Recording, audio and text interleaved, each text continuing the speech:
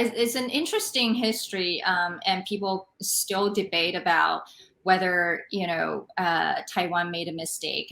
It was Chiang Kai-shek at that time. ROC, obviously, since the founding of the United Nations, it's one of the 5 founding members and a permanent National Security Council member. So, for more than 2 decades, ROC represents China in the UN, but with People's Republic of China being invited to join the UN, then you have sort of 2 Chinas in the United Nations. And Chiang Kai-shek at that time made the decision not to continue because, he famously said, "Han zei bu liang li," basically Han and thieves, cannot coexist. So he decided to take ROC out of the UN, and hence we have, where Taiwan is today.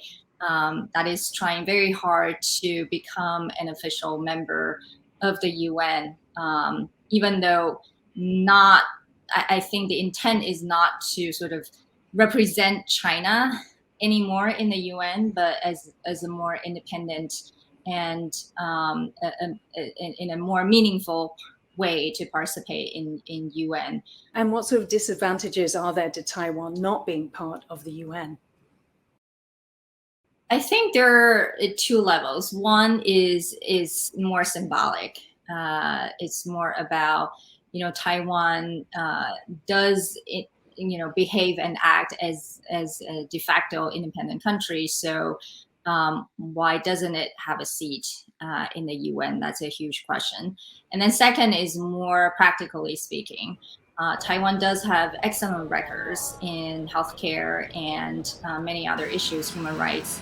And so Taiwan can and should share its experiences and contribute to the international society and community when it wants to. But unfortunately, without sort of having access to a lot of the UN organizations, it cannot meaningfully participate and contribute